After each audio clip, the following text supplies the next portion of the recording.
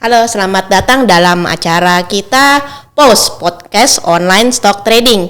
Bersama saya, Poppy dari Panin Sekuritas Cabang Kelapa Gading. Pada kesempatan ini kita kedatangan tamu istimewa nih ya.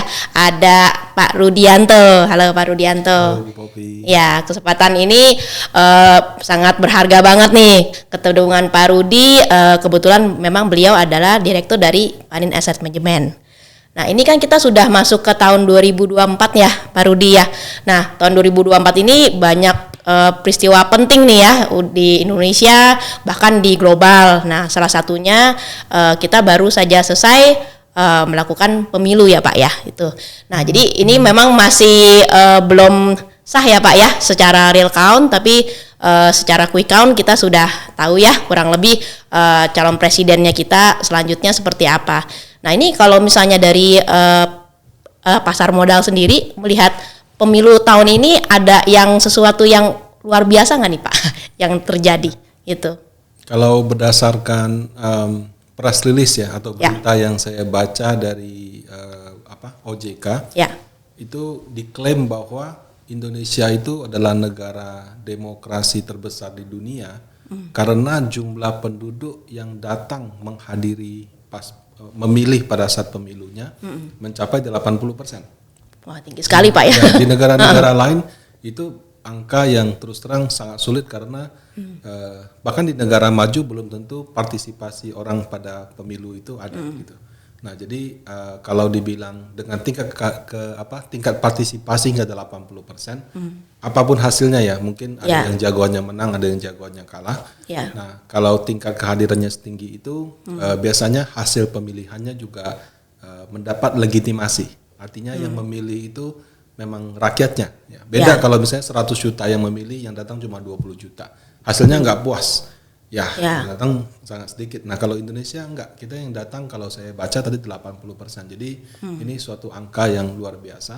Nah, kemudian yang kedua saya melihat bahwa yang datang hasilnya itu satu putaran ya. Satu putaran dengan keunggulan telak berdasarkan quick count ataupun perhitungan di website KPU. Itu di nomor 2 dengan 57 sampai 58%. Nah, dengan selisih yang tinggi seperti itu, kalau mau diperdebatkan ya suaranya sah tidak sahnya itu kayaknya cukup sulit untuk mengubah situasi. Jadi kalau berdasarkan itu seperti yang tadi dikatakan Bu Poppy, most likely kita akan satu putaran dan yang satu putaran ini yang pada saat kampanye sampai dengan sekarang komit melanjutkan program pemerintah yang ada saat ini dan menyempurnakan yang kurang. Jadi menurut saya pilpres satu putaran ini adalah good news. Oke, berarti ini sesuai dengan ekspektasi dari dunia pasar modal juga ya Pak Rudi ya? Karena lebih baik satu putaran ya Pak ya? Siapapun pemenangnya gitu. Bayangkan kalau kita kemarin nggak satu putaran, putaran 2-nya 3,5 bulan. Nah, 3,5 bulan ya mungkin kalau buat kita yang milih is okay lah ya, namanya milih lagi kan, libur lagi sehari nanti 3,5 bulan lah. Mungkin pilihnya di bulan Juni atau Juli gitu. Nah, tapi kalau buat BUMN, kalau tahu kira-kira menterinya siapa, programnya lanjut atau tidak itu sangat penting karena kita saat ini memang punya beberapa masalah. Contohnya BUMN kontrak karya, ya kan ada beberapa yang obligasinya bermasalah, ada yang perusahaannya juga bermasalah. Nah, ketika ada masalah-masalah seperti itu dan mau melakukan penyelesaian, kan tentu pejabatnya juga takut kalau misalnya dia selesaikan pemerintahannya berubah ternyata yang naik itu orang yang berbeda total, dia khawatir akan untuk mengambil keputusan. Tapi dengan adanya dengan adanya keberlangsungan seperti itu, nah program penyelesaian terhadap hal-hal yang bermasalah bisa lebih cepat. Ya, penyelesaiannya mungkin tidak bisa menyenangkan semua pihak, tapi lebih bagus daripada digantung. Nah, jadi saya terus terang melihat bagi pemerintahan kebetulan ada beberapa sektor yang bermasalah terutama di kontrak karya itu bisa lebih cepat terselesaikan. Oke, berarti intinya mungkin dunia pasar modal intinya yang berkelanjutan ya Pak ya. Jadi biar tidak mulai dari nol lagi ya Pak ya. Berarti seperti itu ya. Oke, berarti ini kalau misalnya kita lihat sentimennya kan kalau lihat dari IHSG-nya naik nih Pak ya gitu. Nah kalau menurut Pak Rudi, apakah sentimen ini bisa bertahan lama nggak nih Pak? Paling nggak sampai nanti pelantikannya seperti itu Pak? IHSG itu kalau efek positif dari pemilu menurut saya sudah habis pas tanggal 15. Oke. Sorry, 16 ya. 16. 15 sehari setelahnya kan rally. Ya. 16 juga naik dikit gitu. Nah, sebetulnya bisa naik lebih tinggi menurut saya. Tapi kebetulan pas di hari pemilunya data inflasi US lebih buruk dari dugaan. Ya. Okay. Nah, akibatnya wah yang tadinya orang spekulasi bunga turun bulan Maret mundur lagi. Karena bunga turunnya mundur, ada kekhawatiran, wah berarti dolarnya akan menguat lagi. Nah, jadi efek positif dari pemilu itu berkurang kadarnya karena data inflasi yang kurang baik tersebut gitu. Nah, di tanggal hari Senin ya, Seninnya berarti tanggal 18 Februari ya. 18 ya. Sudah business as usual. Jadi sudah efek pemilu sudah selesai. Orang yang berpikir sektor ini diuntungkan atau apa, saya kira itu sudah lewat gitu. Nah, setelah pemilu ini menurut saya kita diuntungkan dengan ini kan bulan Februari, berdekatan sama laporan keuangan. Ya. Laporan keuangan biasanya Maret, tapi khususnya bank itu ternyata Februari udah keluar semua yang besar. Nah, dengan laba yang rekor high, kemudian baru BRI sih mengumumkan mereka mau RUPS di tanggal 1 Maret. Kemungkinan BNI, BRI dan BCA sama Bank Mandiri juga akan nyusul di bulan Maret. Kalau labanya rekor, dividennya kan juga rekor. Nah, kalau dividennya di atas 4%, menurut saya itu bahan bakar supaya IHSG bisa naik lebih tinggi lagi. Oke. Berarti sebenarnya memang sektor yang masih diuntungkan dan masih menjanjikan itu masih perbankan ya Pak ya? Nah, tahun 2024 ini menurut saya sama kayak 2023. Oke. Orang nggak tahu mesti ke sektor apa. 2022 sangat clear, harga batu bara ke atas, harga logam, harga kelapa sawit karena perang Rusia Ukraina ini. Jadi 2022 itu commodity place, ya. Orang masuk ke Indonesia karena komoditas. 2023 ketika harga komoditi turun, orang kehilangan reasons. Ya. Mau masuk Indonesia ngapain? Memang betul IHSG-nya di 2023 bagus.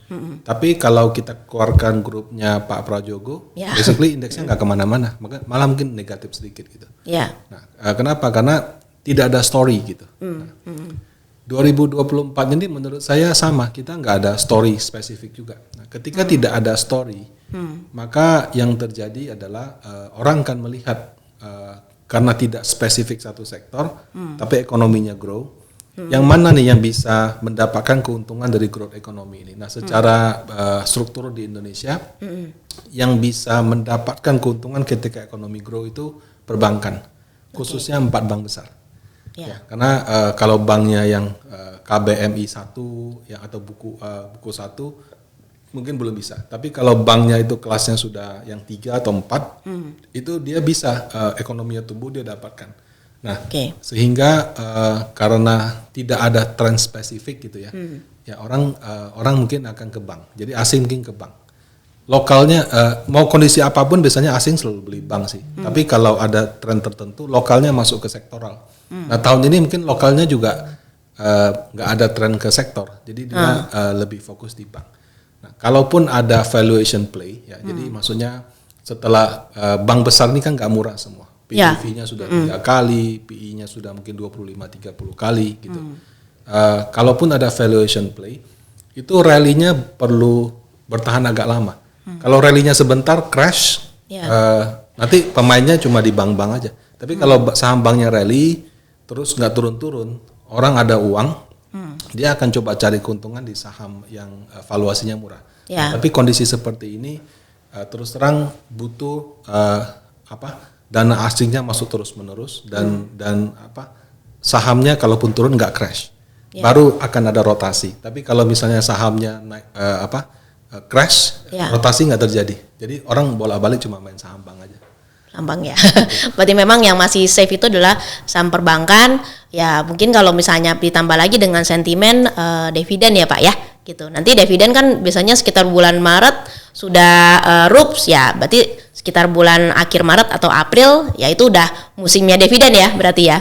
Pak Rudi ya. Khususnya di pembagian 4 bank. Ya, 4 bank ya. Khususnya 4 bank. Kalau di luar 4 bank itu 50-50. Ya, ada yang mungkin dividen yieldnya menarik, ada yang tidak. Tapi karena bobotnya kecil, mau angkat IHSG agak susah.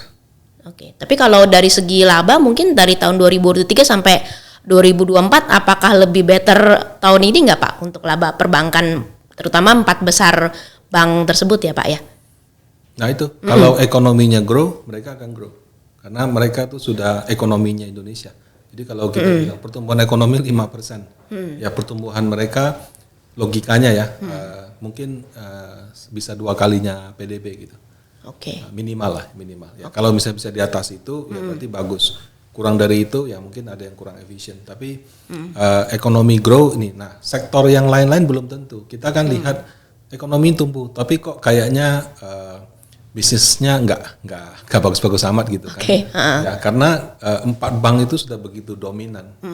Kalau sektor yang lain itu kompetitornya terlalu banyak. Bisa aja yang beli memang tambah banyak, tapi dulu beli sama 10 penjual, sekarang penjualnya ada 50. Jadi belinya terbagi-bagi. Nah, sehingga kalau di luar 4 bank itu memang case by case. Case by case ya. Oke. Mungkin kita coba bahas sektor lain, sektor konsumsi nih Pak gitu. Nah, kalau untuk sektor konsumsi sendiri kan kalau menurut dari pemberitaan kayak kelas menengahnya lagi males belanja nih Pak. Katanya gitu lagi nahan. Nah, kalau menurut Pak Rudi untuk sektor konsumsi tahun ini seperti apa Pak gitu? Ya, konsumsi itu kalau kelas menengah ya. Kelas menengah itu bukan nggak punya uang. Cuman mau dipakai apa enggak gitu. Tergantung lah. Kalau menengah atas ya duitnya ada, cuma mau di-spend apa enggak. Kalau menengah bawah mungkin ya sesuai kemampuan masing-masing.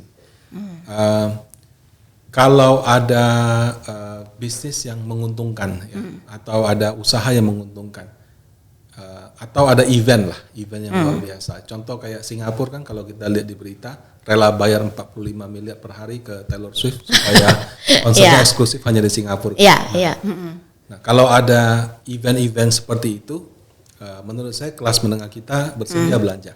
Nah, cuma kan dulu kita nggak tahu triknya. Oh, ternyata triknya itu dikontrak secara eksklusif, makanya seperti itu. Nah, jadi butuh satu event yang kelas menengah senang. Kemudian kalau dari pelaku usaha kan kelas menengah sekarang senangnya Instagramable, tampilan menarik. Jadi memang untuk mendapatkan bisnis jadi lebih challenging ya. Yang dulu mungkin makanan saja atau pokok saja, sekarang makanan enak nggak cukup, tampilannya juga harus bagus.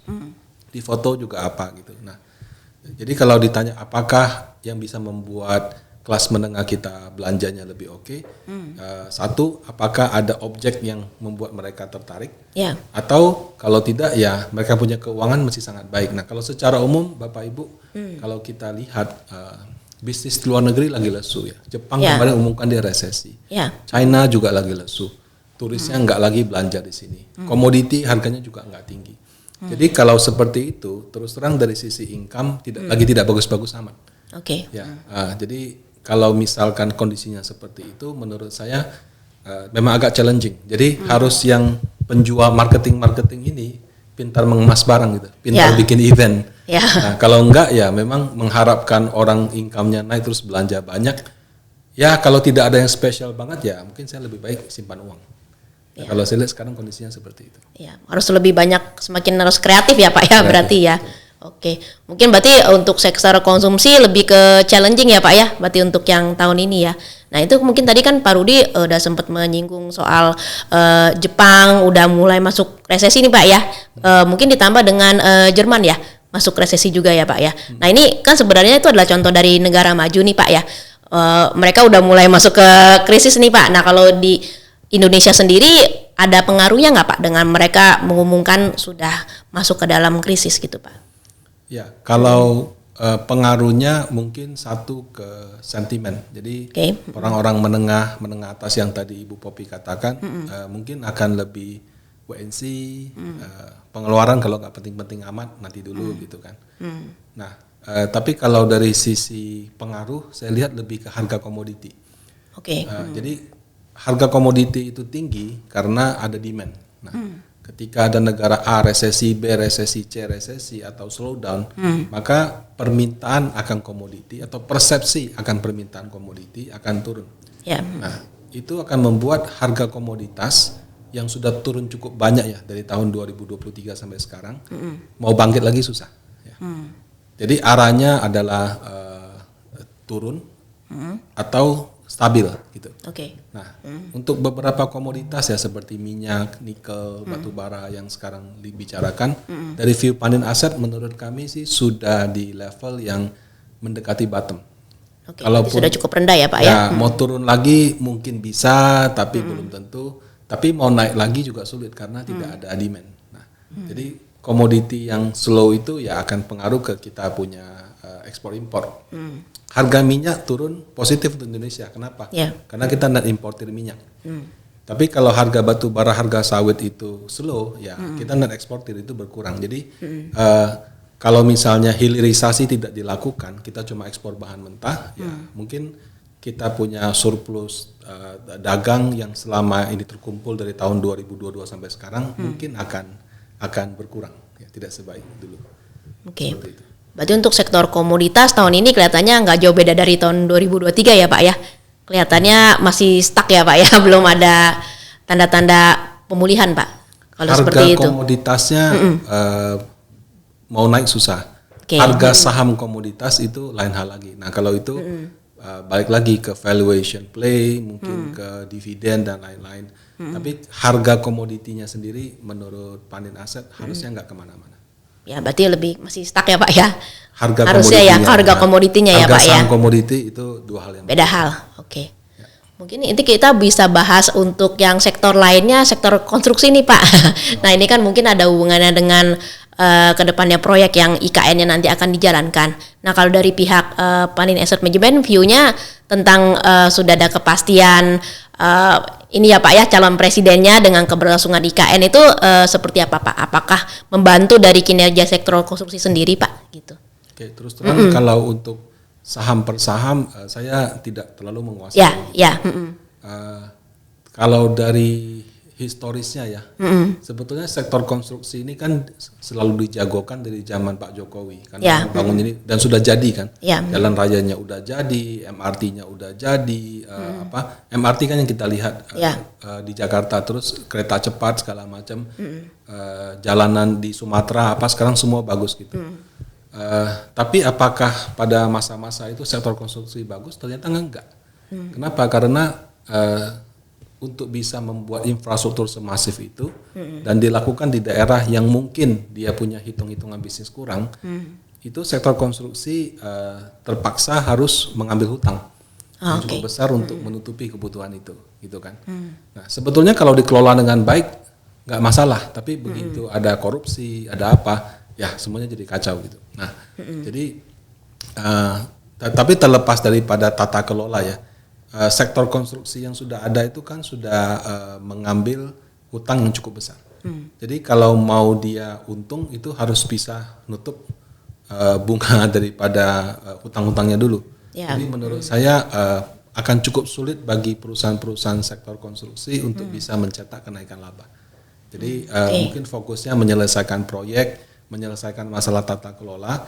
Nah, kalau nanti perusahaannya sudah untung, sudah mungkin baru kita bisa lihat. Tapi kalau dari laporan keuangan yang ada saat ini, kayaknya masih cukup challenging seperti itu. Oke, masih challenging ya untuk konstruksi. Oke, mungkin tahun ini saya kan juga sempat lihat juga nih Pak dari Instagramnya Bapak. Apakah tahun ini sebenarnya tahunnya obligasi atau saham sih Pak? Nah itu mungkin dari pandangan Pak Rudi seperti apa nih Pak gitu. Ya, kalau kita bicara tahun obligasi sebetulnya dari 2023 itu sudah tahunnya obligasi. Pada saat itu ya sebelum ada pernyataan higher for longer, sebelum bunga The Fed tiba-tiba dinaikkan pada bulan Juli, pelaku pasar sudah kayak yakin banget 2023 bunga turun. Ternyata bunganya nggak turun, malah naik sekali. Nah, tapi harga obligasi malah naik 5-7%. Ya, jadi bunganya nggak turun malah naik, tapi harga obligasinya ternyata ini. Nah, jadi 2023 ketika inflasi US sudah turun, orang sudah expect bahwa akan jadi tahun obligasi. Harga obligasi juga mengikuti.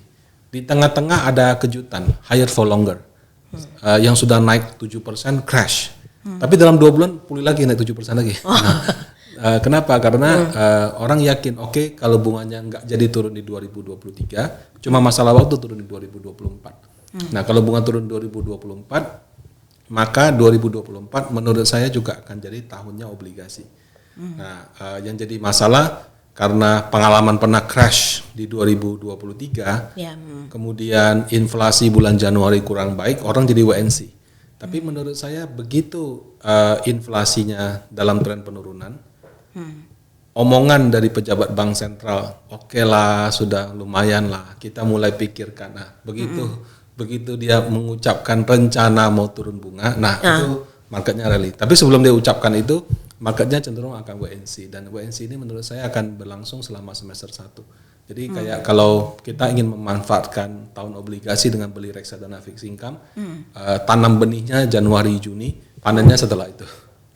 Kalau kita berharap belinya di Januari Maret, langsung April berbunga, nah itu ya bisa jadi bisa enggak. Itu untuk yang obligasi. Jadi 2024 akan menguntungkan bagi obligasi. 2024 apakah akan jadi tahunnya saham? Tahun lalu IHSG 7.200 atau 7.300. Ya. Walaupun yang naik sahamnya Grup Prajogo ya. Ya, grupnya Prajogo. Tahun ini sahamnya Grup Prajogo kalau kita lihat rata-rata sudah masuk dalam indeks. Ya. Biasanya harga saham yang sudah naik tinggi itu setelah masuk ke dalam indeks sudah ketemu buyernya. Jadi kalau mau naik lebih tinggi lagi, pemainnya kan udah banyak ya. Jadi mungkin ibaratnya kalau mau dispekulasikan sehingga harga naik tinggi lebih sulit gitu. Jadi ketika sudah masuk ke dalam suatu indeks, menurut saya ya dari pengamatan selama ini, untuk bisa naik lagi puluhan ratusan persen sangat-sangat sulit. Beda ketika kamu yang punya belum banyak, mungkin yang jual beli kita aja. Ya, betul. Terus, gitu. Tapi begitu pemainnya sudah banyak dan orang sudah pakai valuasi atau apa, harga terlalu tinggi bisa dilepas investor lain. Nah itu. Nah jadi menurut saya kenaikannya harusnya sudah terbatas, kecuali memang ada hal yang sangat fundamental.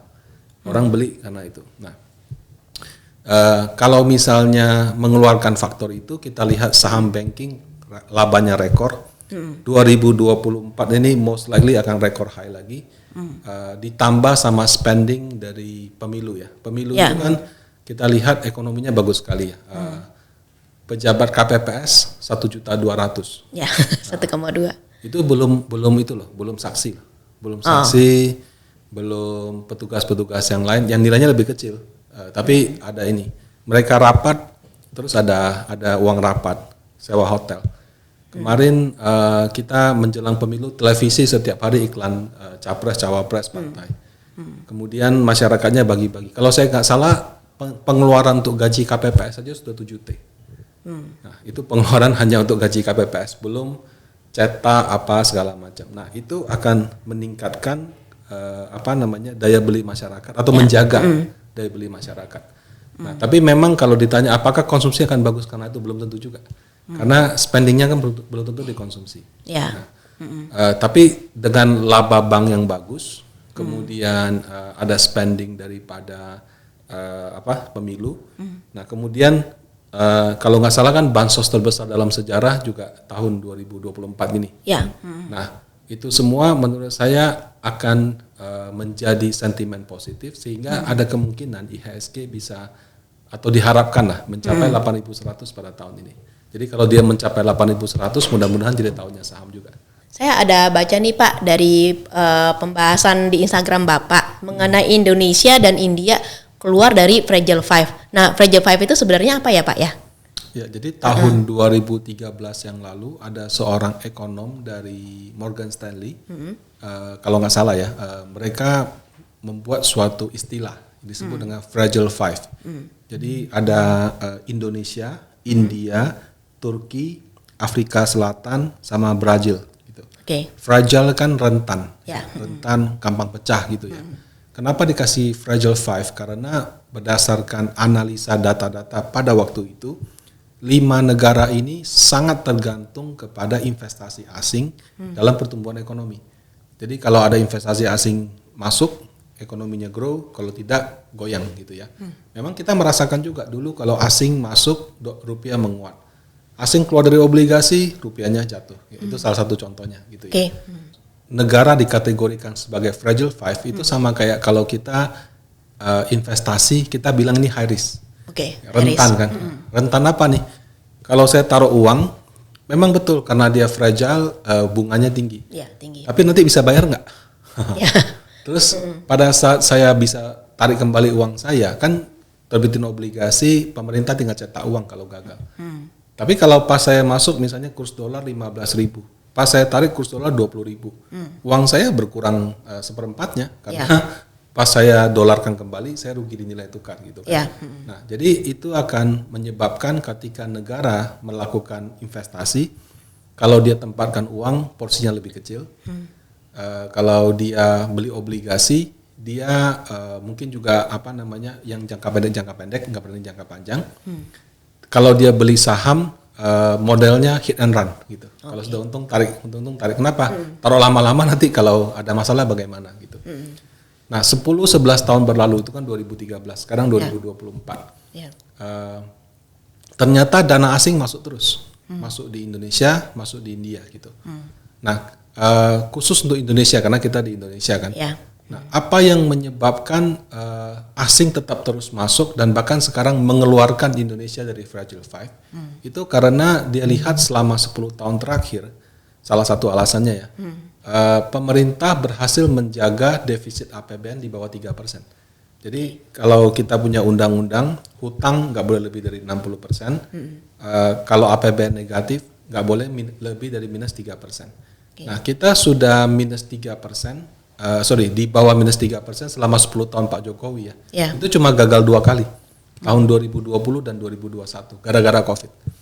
Jadi di luar COVID kita bisa jaga di bawah minus 3%. Bahkan India minusnya 5%. Amerika Serikat sudah nggak tahu minusnya berapa gitu. Nah, jadi karena pemerintah bisa menjaga defisit APBN dengan baik, ini berarti kerja dari Pak Presiden dan Menteri Keuangan gitu ya. Nah, itu menimbulkan confidence. Negara ini tidak lagi tergantung pada investasi asing. Nah, kalau kita lihat asing itu selalu beli obligasi kita. Tapi dulu bobotnya bisa 30-40%. Oh, sekarang cuma tinggal mungkin 15-20%. Kenapa? Karena pemerintah lebih banyak jual ke lokal. Jadi pengaruh dari investor asing makin mengecil.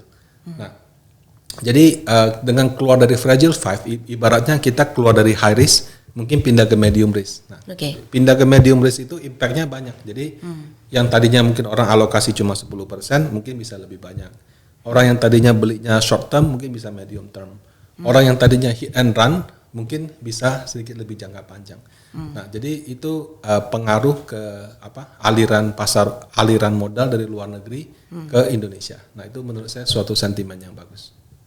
Berarti itu membuat investasi dana asing juga semakin pede ya Pak ya, karena kita sudah kategorinya udah bukan high risk lagi nih Pak ya, lebih ke medium risk ya Pak ya. Ya, mungkin naik kelas dikit lah. Belum kayak Singapura, tapi paling tidak seburuk yang 10 tahun yang lalu gitu. Mungkin kalau misalnya dibandingkan dengan India, sebenarnya masih lebih berprospeknya lebih baik dong Pak di mata asing. Nah, India ini menurut saya case-nya unik ya. Jadi waktu Rusia Ukraina berkonflik, India sama Indonesia itu saya bilang pintar. Kita tidak ambil posisi. Kita tidak dalam posisi dukung Rusia, kita juga tidak dalam posisi dukung Ukraina. Akibatnya apa?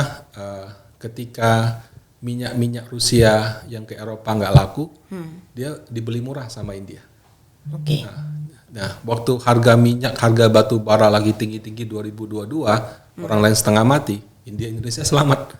Kenapa? Karena kalau batu bara kita jual, ya. Kalau minyak kita import, harganya bukan harga yang 140-150 gitu. Kita terutama India ya. Jadi dia berani beli minyak dari Rusia dan dia menikmati lah. Ibaratnya semua orang lagi biaya hidupnya tinggi karena harga minyak energi tinggi, India tidak merasakannya, Indonesia juga tidak. Gitu. Nah kemudian sekarang pertumbuhan ekonomi itu juga menurut saya dari jumlah penduduk. Ya. India penduduk sudah terbanyak di dunia kan, mengalahkan China kan. Cuma mungkin kelas menengahnya nggak sebanyak China. Nah, kalau sekarang penduduknya banyak, dia bisa meningkatkan dia punya kelas ya, dari yang kelas bawah ke kelas menengah, itu akan tercipta ekonomi besar sekali. China bisa begitu hebat karena dia berhasil menyulap ratusan juta kelas bawah dia jadi kelas menengah. Nah, Indonesia juga sedang ke arah situ. Nah, jadi kalau dalam konteks pertumbuhan ekonomi, kita bisa tumbuh dari jual minyak, jual batu bara, jual apa. Tapi ketika semuanya sudah susah, kembali ke ekonomi domestik. Kalau balik ke ekonomi domestik yang jumlah penduduknya banyak, itu punya chance bisa menang dibandingkan yang lain. Nah, India tuh salah satunya itu. Tapi punya penduduk banyak, kalau tidak hati-hati ya, nah itu juga bisa salah. Dan dalam hal ini saya lihat India cukup berhasil menaikkan kelas menengahnya. Oke, berarti memang termasuk ya bisa dicontoh ya Pak ya, menjadi negara yang sudah sukses juga ya Pak untuk lebih mesejahterakan rakyatnya lah Pak ya. Kalau yang sekarang bisa kita contoh menurut saya China yang benar-benar sukses. Jadi dia bikin infrastruktur luar biasa, dia pendidikan. Jadi yang benar-benar mentransformasikan dengan signifikan itu China. Nah, kalau Indonesia itu mungkin masih tahap awal. Kita mungkin masih belajar. Tapi kalau yang benar-benar sukses itu China. Oke. Nah, untuk China sendiri prediksi tahun 2024 ini apakah membaik atau enggak nih Pak gitu? Proyeksi ekonominya mereka Pak? Ya, sebagaimana kita lihat kan mereka perusahaan propertinya sedang bermasalah. Ya. Yang bermasalah itu pun bukan properti yang ecek-ecek. 2 perusahaan properti terbesar di sana sedang bermasalah, bahkan satu sudah diputus PKPU di Hong Kong gitu. Nah, saya kira ya orang-orang zaman dulu yang mau di Indonesia, mau di China, di Amerika sama. Kalau bisa punya tanah, kalau bisa properti. Jadi sepertinya properti itu masih menjadi tempat bagi penduduk China menyimpan kekayaan dia yang paling banyak. Orang mau nikah mesti punya rumah, ya. Orang mau apa mesti punya rumah. Beda sama US atau mana, saya kira budaya kita lebih dekat ya. Kalau orang mau nikah mau apa mesti punya rumah. Jadi kalau punya uang beli rumah. Apa yang terjadi ketika rumah yang sudah dia cicil puluhan tahun atau belasan tahun harganya turun 50%? Apa yang terjadi ketika lebih parah, bukan turun, nggak jadi. Nah, itu suka tidak suka akan membuat kekayaan masyarakat berkurang. Nah, kalau terjadi seperti itu, maka yang terjadi di sana juga akan lebih slow. Ya, karena ibaratnya uangnya kayak di sinilah, kalau sudah ketipu investasi bodong atau apa kan nggak bisa, uangnya habis kan, nggak bisa ngapa-ngapain lagi. Gitu. Nah, jadi sama juga ketika nilai properti menurun atau lebih parah lagi, cicil sampai setengah nggak jadi-jadi. Nah, itu akan menyebabkan daya beli masyarakat, sentimen masyarakat juga akan lebih negatif. Itu suka tidak suka akan pengaruh ke perekonomian sana. Nah, itu ngaruhnya kalau ke Indonesia lebih ke harga komoditi susah naik karena China itu pembeli terbesar. Salah satu pembeli terbesar ya. Berarti pengaruhnya cukup berdampak besar juga ya Pak ya terhadap perekonomian Indonesia ya Pak ya. Lebih ke harga komoditasnya. Harga komoditas ya. Karena dia adalah biggest buyer. Kalau kayak batu bara deh, mereka produsen batu bara terbesar, juga importir batu bara terbesar, juga konsumen batu bara terbesar. Jadi kalau misalnya China-nya lagi susah, ya harga batu bara nggak kemana-mana. Berarti lebih ke harga komoditas batu bara ya Pak ya, lebih ke arah sana ya Pak. Sama yang lain-lain juga. Sama yang China lainnya. itu karena penduduknya banyak, konsumsi banyak hal, jadi banyak komoditi itu memang mereka yang menentukan. Kalau misalnya di China-nya kan memang sektor propertinya memang lagi agak goyang nih Pak ya. Nah kalau dari Indonesia sendiri, kalau Bapak lihat masih stabil atau masih malah ada kemungkinan chance-nya untuk bangkit Pak? Kalau komoditi di Indonesia, kalau kita lihat laporan keuangannya, sepertinya sih baik-baik saja ya. Karena mungkin kalau yang listed itu pembeli-pembelinya mungkin kelas atas atau menengah atas lah gitu. Tapi kalau harga sahamnya mungkin sedang kurang sentimen. Saya nggak tahu sih. Ya bisa saja rotasinya belum sampai ke sektor properti. Karena kalau secara teori properti itu biasanya belakangan. Jadi orang untung banyak dari bisnis, untung banyak dari komoditi, ada duit beli mobil, ada duit lagi beli rumah. Nah, jadi itu hal terakhir yang dibeli. Nah, jadi kalau saya duit banyak mungkin jalan-jalan dulu ke Singapura, ke Malaysia, ke Hong Kong, ke Eropa gitu kan. Ada lebih banyak lagi beli mobil yang bagus gitu. Ada duit lagi baru beli rumah. Nah, jadi karena urutannya seperti itu, kalau saham yang lain semua sudah naik, baru giliran dia yang belakangan. Ya. Oke, mungkin kalau misalnya dari segi saham kan sebenarnya udah cukup bottom juga nih Pak untuk harga saham properti. Tapi kalau dilihat dari urusannya Pak Rudi, kayaknya memang sektor properti masih belum yang diunggulkan ya Pak ya untuk tahun ini ya. Mungkin belakangan Pak ya untuk dipilih para investor ya Pak ya. Ya seperti itu. Value play tadi, yang blue chipnya sudah naik banyak, orang mau beli, waduh PI 5 kali ya. Nanti dulu deh. Atau apa PI ratio-nya 40 kali ya, atau 35 kali, waduh yang benar aja gitu. Nah orang kalau sudah di situ tunggu dia crash nggak crash, uangnya nggak saya ngapa-ngapain, saya masuk second liner. Tapi kalau yang kayak saham blue chip udah naik habis itu crash, balik lagi ke situ. Nah, jadi memang saham value itu harus bersabar itu karena urutan naiknya belakangan, tapi begitu dia naik karena murah 2 kali lipat. Nah itu, jadi kalau di beberapa portfolio reksadana saham panen ada properti, tapi kalau saya tanya kata Emi, memang ini belakangan. Tapi tetap pasti ada porsinya ya Pak ya, sektor saham propertinya dimasukkan dalam reksadana panen ya Pak ya. Betul, tapi mereka juga aware bahwa kalau misalnya rotasinya ke situ biasanya yang belakangan. Nah ini kita mau bahas tentang blue chip nih Pak ya. Itu kan ada risetnya dari Pak Rudi. Sebenarnya kan paling aman untuk semua investor ya udah beli aja saham blue chip nih. Nah kalau misalnya dari kinerjanya saham blue chip sendiri dibandingkan IHSG, itu apakah bisa mengalahkan IHSG sendiri Pak? Oke, kalau itu kan konteksnya sebenarnya bukan blue chip lah. Atau mungkin gini lah. Blue chip itu kalau di Indonesia kita persepsikan sebagai saham yang besar, labanya sudah besar, produknya banyak kita pakai. Nah, sebut saja Bank BCA, BRI, Mandiri, Telkom, Astra. Itu kan kita walaupun tak tahu benar blue chip apa enggak, kita sebut blue chip, most likely orang akan asosiasikan dengan itu. Nah, saham-saham seperti ini itu masuk dalam indeks kayak LQ45, IDX 30 gitu kan. Nah, dan bobot misalnya 4 bank di dalam IDX 30 itu bisa sampai 45-50%. Sementara kalau bobot saham bank itu karena ada batasan maksimal dari sistemnya bursa, paling juga 35-36%. Ya. Nah, secara historis apakah kinerja IDX 30 bisa mengalahkan IHSG? Nah, saya kemarin dapat data dari Kontan, kemudian saya coba olah sendiri. 10 tahun ya, dari 2014 sampai 2023. Nah, kalau saya tidak salah ya, secara akumulasi itu kenaikan IHSG 2 kali lipat dibandingkan IDX 30. Dari tahun 2014 sampai 2023, itu IHSG 10 tahun itu 70,4%. LQ45 itu indeks pertama yang kita tahu dari dulu. Kalau sekolah kita mungkin lebih tahu LQ45 daripada IHSG ya, karena LQ45 gitu kan. Betul. Periode yang sama 36,4%. IDX 30 dari 2014 sampai 2023. Periode yang sama 36,7%. Ya, jadi IHSG-nya 70, LQ45-nya 36, IDX 30-nya 36. Jadi rupanya kalau kita membeli saham-saham blue chip dengan asumsi blue chip itu adalah IDX 30 dan LQ45 sesuai dengan bobotnya yang dikeluarkan dari bursa, ternyata 10 tahun terakhir itu masih sulit untuk mengalahkan IHSG, bahkan selisihnya 1 kali lipatnya. Nah, itu menunjukkan bahwa kalau di Indonesia kita mau beat market ya, beat market itu beat index.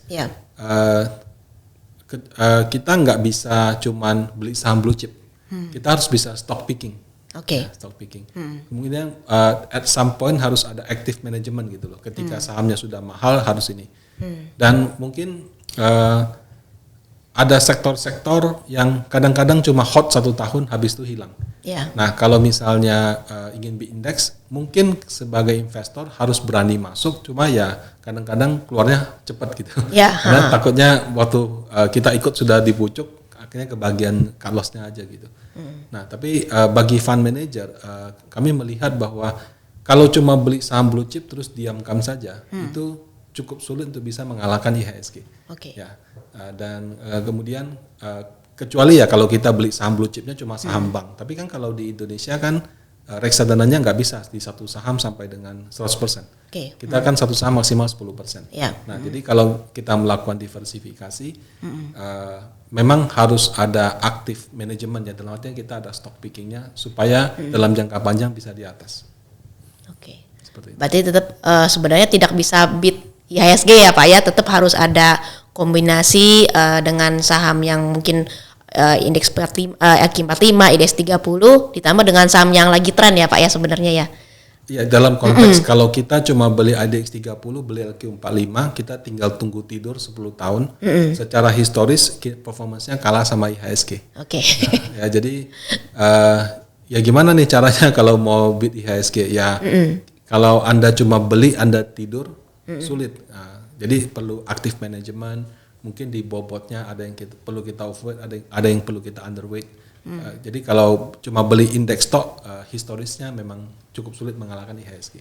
Nah, Pak Rudi, tahun 2024 ini menjadi tahun pemilu Pak ya di berbagai negara kita sudah melalui. Nah, yang menarik juga adalah ternyata tahun ini pemilu dari Amerika Serikat juga nih Pak. Nah, ini ada hal yang menarik nggak Pak tentang pemilu Amerika tahun ini Pak? Pemilu Amerika kalau sesuai dengan kalender yang mereka umumkan itu berlangsung di November 2024. Berdasarkan survei lah ya, survei Amerika saat ini, ada kemungkinan cukup besar Donald Trump akan memenangkan pemilu 2024 ini.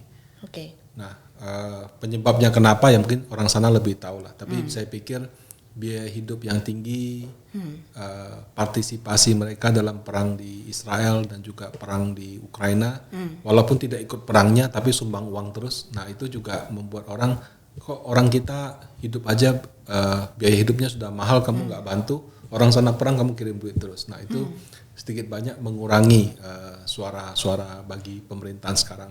Belum lagi ada masalah pengungsi. Ya, pengungsi yang Meksiko atau apa, mereka main terobos saja dan jumlah pengungsi itu sekarang kayaknya sampainya sudah ratusan ribu, jutaan orang gitu. Nah, itu menyebabkan konflik lah dengan penduduk setempat gitu. Nah, saya kira kombinasi daripada hal-hal tersebut membuat suara bagi Donald Trump yang dianggap mungkin punya kebijakan berbeda dengan yang sekarang Joe Biden lebih unggul. Nah, apa yang terjadi kalau Donald Trump menang gitu? Kalau Donald Trump menang, kita balik lagi kayak 2015 dulu ya, atau 2014 saya lupa. Nah, dia kan terkenal dengan perang dagangnya. Perang dagangnya Donald Trump sebenarnya sederhana sih. Saya sama kamu punya bisnis, cuannya lebih banyak kamu. Saya nggak suka. Gimana caranya cuan kita sama atau saya lebih diuntungkan? Karena buat dia American first. Yang penting Amerikanya cuannya lebih banyak. Nah, kalau kamu nggak suka, saya kenakan tarif. Kamu tak suka, saya kenakan ban gitu. Nah, perang dagang akan balik lagi menurut saya. Nah, makanya Donald Trump dia tidak begitu suka sama deal-deal yang sifatnya umum. Misalnya orang WTO berlaku untuk semua negara, dia nggak suka. Dia lebih suka one on one. Dealnya dengan negara ini begini, dengan negara itu begitu. Nah, kalau Joe Biden, kalau kami melihat karena dari Partai Demokrat itu kayak ada ideologisnya, sehingga kalau tidak cocok bisa perang betulan. Dan sekarang kan sudah kejadian. Sama Rusia tidak cocok, dia perang nggak langsung lewat Ukraina, kirim bom, kirim apa, kirim duit, kirim peluru ke sana, suruh yang perang, sehingga perang yang seharusnya berakhir dalam beberapa bulan bertahun-tahun tidak selesai. Nah, gitu. Nah, plus minusnya ke pasar modal apa gitu ya? Ya dua-duanya punya plus minus. Dengan China sudah pasti mau Donald Trump ataupun Joe Biden, karena sudah masalah akan disalib urutan nomor satunya, mereka tetap akan keras. Mau Joe Biden maupun Donald Trump akan sama-sama keras. Nah, tapi kalau misalnya Donald Trump menang, mungkin perangnya tidak seperti yang kita lihat sekarang. Mungkin tidak banyak Amerika terlibat dalam perang. Nah, kemudian Donald Trump tuh juga terkenal waktu itu dia satu-satunya presiden ya kalau nggak salah, entah mengganti atau memecat gubernur bank sentral, karena bank sentralnya nggak mau turunkan suku bunga. Nah, dia bisnismen kan, menurut dia bunga harus turun. menurut dia uang harus cetak sebanyak-banyaknya supaya bisnis gampang. Nah, jadi kalau misalnya Donald Trump menjabat jadi presiden, ada kemungkinan penurunan Fed fund rate ya. Walaupun misalnya gubernurnya bilang ABCD, dia kasih pressure suruh turun, mungkin bisa turun lebih cepat. Cetak uang yang tadinya sudah di stop, bahkan sekarang dilakukan yang namanya balance sheet reduction ya, lawan quantitative tightening. Ya. Jadi kalau quantitative easing kan cetak uang, lawannya itu quantitative tightening gitu. Walaupun sekarang dilakukan itu, nanti bisa aja Donald Trump bilang no stop, cetak lagi, kita butuh duitnya. Jadi kalau misalnya seperti itu, ada kemungkinan kebijakan bank sentral akan lebih longgar. Walaupun secara aturan sebenarnya presiden nggak bisa ngatur bank sentral, gitu. Nah, plus minusnya mungkin di situ. Tapi kalau dia perang dagang, ada ketidakpastian. Saya kira presiden Amerika yang sekarang kan juga apakah positif untuk Indonesia? Belum tentu juga. Kan mereka juga bersama-sama Eropa tidak begitu suka dengan hilirisasi yang Indonesia lakukan. Nah, seperti itu. Ya, jadi ya ada plus minus, tapi paling tidak perangnya paling perang dagang. Kalau Joe Biden perangnya perang betulan. Perang betulan. Tapi mungkin kalau dari Presiden Donald Trump dulu waktu pas menjabat kan, jadi membuat pasar modal di Amerikanya volatile ya Pak ya. Nah itu kan sebenarnya membuat lebih menarik gitu Pak. Nah apakah kira-kira bisa lebih condong ke sana juga Pak gitu? Melihat di sananya, karena ya itu Pak, karena ada beberapa kadang-kadang kan Presiden Donald Trump suka melakukan itu Pak, cuitan Pak di Twitter seperti itu gitu, yang membuat pasar modal tuh jadi naik turun gitu loh Pak, seperti itu. Kalau konteksnya itu saya kira pasar lebih suka Joe Biden. Kenapa? Karena dia punya S&P 500 rekor high terus. Walaupun terkonsentrasi hanya pada saham-saham teknologi, tapi kan rekor high. Gitu. Jadi kalau misalnya konteksnya kalau itu, saya kira mungkin market lebih suka Joe Biden. Kalau konteksnya sahamnya naik ya, karena ya di zamannya Joe Biden gini SP 500-nya rekor. Gitu. Ya berarti tetap ada ya nggak terlalu banyak pengaruh juga ya Pak sebenarnya endingnya ke pasar modal Indonesia ya Pak ya, seperti itu. Ya kalau nanti ada perang dagang atau apa, suka tidak suka akan ada dampak. Tapi baik-baik lagi, bisa nggak BCA, BRI, Mandiri sama BNI cetak kenaikan laba? Nanti di pemerintahan yang baru ini Menteri Keuangannya siapa? Apakah bisa dapat credibility sama seperti dengan Ibu Sri Mulyani? Kemudian Menteri BUMN-nya siapa? Nanti yang melanjutkan, kan kalau kita lihat Pak Erick Thohir itu di zamannya dia ya, banyak BUMN mencetak laba luar biasa tinggi gitu. Ya, proses divestasi Vale, Freeport apa semua itu berjalan kan, walaupun bukan kinerja dia sendiri tapi pasti kinerja grup gitu. Tapi saya melihat ya susunan yang sekarang itu amat baik gitu. Apakah yang berikutnya juga bisa dapat sentimen positif yang sama gitu.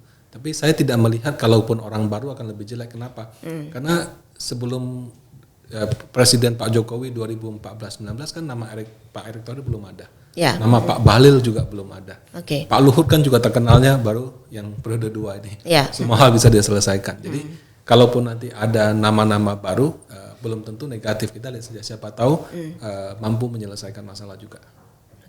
Pak Rudi, sesuai dengan tema podcast kita nih tentang sektor juara 2024. Nah, menurut Pak Rudi yang akan menjadi juaranya sektornya apa nih Pak? Untuk tahun 2024, ini 2024 karena tidak ada tren spesifik, saya kira banking masih akan mendominasi. Tapi ketika harga banking sudah naik tinggi, dana asing masih terus masuk dengan deras, dia bisa ke valuation play. Nah, valuation play itu tidak mengenal sektor. Tapi saham-saham dengan PBV di bawah 1, PE ratio mungkin di bawah 10 kali, yang selama ini jarang dapat perhatian, tapi begitu blue chipnya sudah mahal, mereka baru dapat perhatian. Nah itu yang mungkin baru akan naik. Nah saham-saham seperti ini bisa dapat perhatian ketika saham blue chipnya sudah naik tinggi, orang rotasi, atau dividen yieldnya begitu bagus sehingga orang mulai menaruh perhatian di situ. Nah kalau dari data nih Pak, selama seminggu aja ini asing udah masuk kurang lebih 7T nih Pak ya. Jadi kalau misalnya dilihat dari arahnya berarti apakah asing tetap melakukan net buy sampai periode tertentu atau masih pede nih Pak masuk terus Pak dana asingnya ke pasar modal kita? Itu agak sulit untuk diperkirakan karena asing di kita masih hit and run gitu. Nah, dan kalau misalkan ada pernyataan yang negatif dari Bank Sentral US seperti higher for longer, edisi 2 atau apa, bisa saja memicu dana asing keluar lagi gitu. Nah, jadi tapi good newsnya saya lihat karena Indonesia dan India keluar dari Fragile Five, pada saat yang sama Jepang resesi, Jerman resesi, Amerika juga dibilang resesi tapi nggak resesi, cuma masyarakatnya sudah teriak biaya hidup tinggi segala macam. Kalau saya jadi investor dana asing, saya akan cari negara yang masih grow. Nah, negara yang masih grow itu Indonesia sama India salah satunya. Nah, harusnya itu bisa menjadi sentimen positif dana asing masuk ke Indonesia. Cuma sayangnya sentimen positif seperti ini berubah dengan cepat. Ya. Higher for longer bubar, higher for longer edisi 2 bubar lagi. Nah, jadi karena bisa berubah dengan cepat, menurut saya saham untuk sejauh ini itu masih sektor bank, terutama bank besar. Tapi ketika harganya sudah mulai mahal, valuasi sudah mulai tinggi, bisa ada rotasi ya. Seperti itu sih. Nah, tapi kalau dana asingnya akan masuk terus apa tidak, menurut saya 50-50. 50-50. Oke. Nah, ini buat tips nih Pak buat para investor saham maupun reksadana. Kira-kira apa nih Pak yang sebaiknya diambil nih Pak? Ya, kalau mungkin saya lebih dalam konteks reksadana ya. Jadi semester 1 ini karena inflasi Amerika belum sesuai ekspektasi, jadi harga obligasi masih susah naik. Tapi ini bisa jadi kesempatan untuk kita beli di reksadana fixed income dan tunggu begitu inflasinya membaik. Ini kita diharapkan bisa menikmati di semester 2. Tapi memang kalau beli fixed income, idealnya kita bisa hold paling tidak 2 tahun. Gitu. Nah, kalau untuk reksadana saham, menurut saya di awal-awal karena saham blue chip mungkin masih naik, kita bisa memanfaatkan itu dengan penempatan di reksadana indeks. Di Panin Asset ada IDX 30, Sri Kahati. Bedanya IDX 30 sama Sri Kahati itu kalau di Sri Kahati nggak ada gotonya, nggak ada teknologinya. Kenapa? Karena kalau perusahaan rugi nggak masuk ke Sri Kahati. Terus belakangan kan ada beberapa perusahaan yang kecil entah gimana caranya masuk LQ45 ya. Ya, itu masih jadi perdebatan juga ya Pak ya. Ini pertanyaan juga. Nah, kalau di Sri Kahati sepertinya lebih sulit untuk bisa di situ. Cuma di Sri Kahati nggak ada energi. Karena kalau energi dianggap tidak hijau lah. Sri Kahati ada aspek hijaunya. Nah, jadi kalau misalnya pas batu bara lagi naik, mungkin IDX 30 bisa menang dari Sri Kahati. Tapi kalau pas banknya lagi naik, bobot bank di Sri Kahati lebih besar daripada IDX 30. Tapi anyhow IDX 30 Sri Kahati itu bisa menjadi pilihan bagi investor yang ingin riding the wave, asing lagi masuk, blue chip lagi naik. Nah, kalau misalnya investor yang tadi sepakat saya punya view bahwa setelah yang asing ini masuk, blue chip sudah lumayan tinggi, rotasi rotasi ke saham value gitu ya. Nah, itu baru reksadana aktif gitu. Apakah dari Maxima, Prima, Infra, Teladan, Syariah, nah itu masing-masing punya story-nya sendiri, style-nya sendiri. Nah, kemudian karena S&P 500 rekor terus, kalau kita mau riding the wave saham US yang lagi naik, kita juga ada Panin Global Syariah. Global Syariah itu kita beli SP 500 Syariah. SP 500 Syariah bedanya sama SP 500, dia nggak ada banknya. Jadi kalau nanti ada masalah di perbankan US karena propertinya sedang bermasalah, harusnya banknya selamat. Dan bobot paling besar di SP 500 itu saham teknologi. Jadi kalau teknologinya lagi rally, mudah-mudahan SP 500 Syariah sama Panin Global Syariah juga bisa rally. Seperti itu. Terima kasih banyak nih atas insight-nya dari Pak Rudi. Update mengenai pasar modal Indonesia yang terkini sudah cukup lengkap. Nah, ini kembali lagi kepada para investor. Semoga podcast ini berguna buat Bapak Ibu sekalian dalam bijak memilih investasi di saham maupun reksadana. Intinya tetap kita harus manage resiko masing-masing. Intinya kita akan meraih cuan yang sebaik mungkin dengan resiko yang bisa kita manage. Baik, sekian dari saya dan Pak Rudi. Terima kasih. Sampai jumpa di podcast Panin Sekuritas selanjutnya. kasih.